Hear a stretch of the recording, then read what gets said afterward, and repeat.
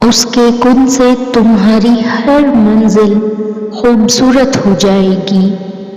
تم بس ایک اللہ کا راستہ چن لو، باقی راستے وہ خود بنا دے گا۔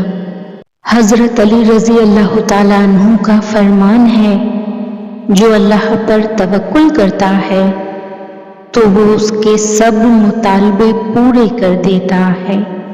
لوگوں کو سننے سے زیادہ انہیں سمجھنے کی کوشش کی جائے۔ ہر کوئی اتنا کہہ نہیں پاتا جتنا کہ وہ محسوس کرتا ہے۔ ہمارے معاملات ہمارے اپنے اختیار میں نہیں ہوتے، مگر اطمینان رکھیں، جس کے بس میں ہوتے ہیں وہ بہت ہی رحیم اور کریم ہے۔ جب تم اللہ تعالیٰ کو پکارتے ہو تو وہ بھی اتنی ہی محبت سے سنتا ہے جتنی بے بسی سے اسے پکارا جاتا ہے۔ جسمانی اذیت سے کئی زیادہ ذہنی دباؤ جان لیوا ثابت ہوتا ہے۔ اپنی چاہتیں اللہ کے حوالے کر دو، کیونکہ اللہ کے پاس امانتیں ضائع نہیں جاتی۔ شکر ہے اداسیاں اللہ سے بانٹی جا سکتی ہیں، شکر ہے دکھ اسے بتائے جا سکتے ہیں، شکر ہے اس کے آگے کھل کر رویا جا سکتا ہے، شکر ہے وہ سنبھال لیتا ہے، ورنہ ہم جیسے لوگ شاید ختم ہی ہو جاتے۔ عاجزی نفس کو مٹا دیتی ہے۔ جہاں میں ختم ہو جاتی ہے وہاں اللہ آ جاتا ہے، اور جہاں اللہ مل جاتا ہے اسے سب مل جاتا ہے۔ اگر لوگوں کو لگتا ہے انہوں نے جو کچھ ہمارے ساتھ کیا ہے وہ اچھا تھا، تو خدا کرے وہ اچھا پلٹ کر ان کی طرف بھی آئے۔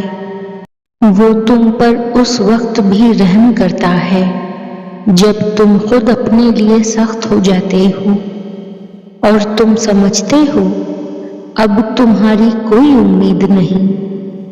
سکون اس لمحے شروع ہوتا ہے جب دل ہر شکوے کے بعد بھی الحمدللہ کہنا سیکھ جائے۔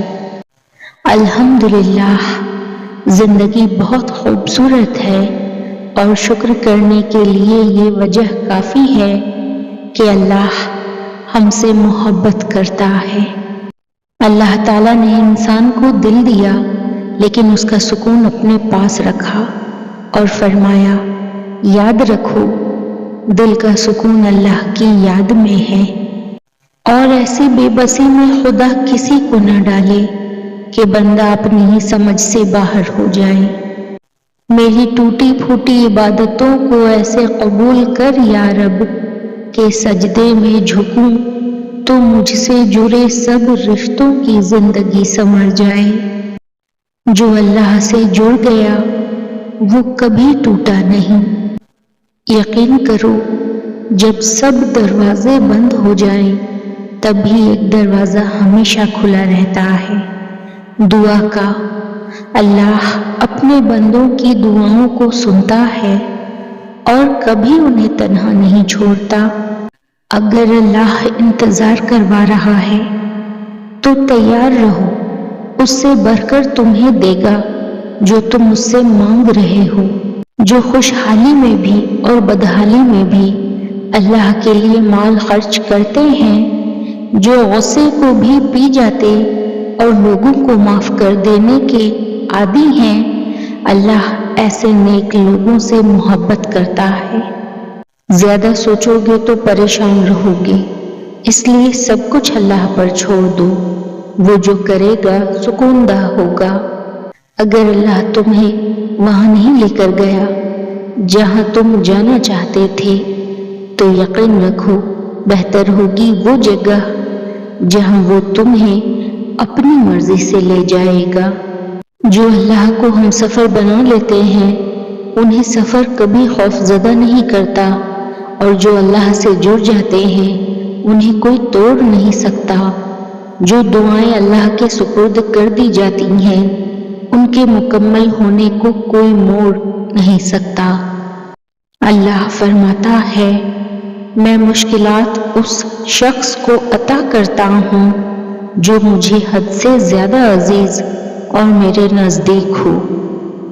محبت وہ ہے جب اللہ فرماتا ہے میں نے ہر چیز تمہارے لیے پیدا کی، اور بندہ عرض کرتا ہے میں نے ہر چیز کو تیرے لیے چھوڑ دیا۔ معجزے کرنا اللہ کا کام ہے، ہمارا کام بہت آسان ہے، دعا، صبر اور یقین۔ اس بے چین دنیا میں اگر کوئی سکون میں ہے تو یقیناً اس کا اللہ سے خوبصورت تعلق ہے۔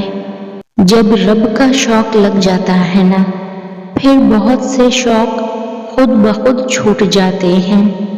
سب کا اپنا اپنا سفر ہوتا ہے، کسی کو جستجو میں رکھا جاتا ہے، کسی کو بے مطلب ہی نواز دیا جاتا ہے، اور کسی کی طلب آزمائش ہے تو کسی کو نواز دیا جانا آزمائش ہے۔ سب کچھ عطا ہے اور ہر عطا آزمائش ہے۔ حضرت علی رضی اللہ تعالیٰ عنہ کا فرمان ہے اپنی ذہنی سکون کے لیے ہر چیز مختصر کر دو، الفاظ، احساسات، خواہشات اور لوگ۔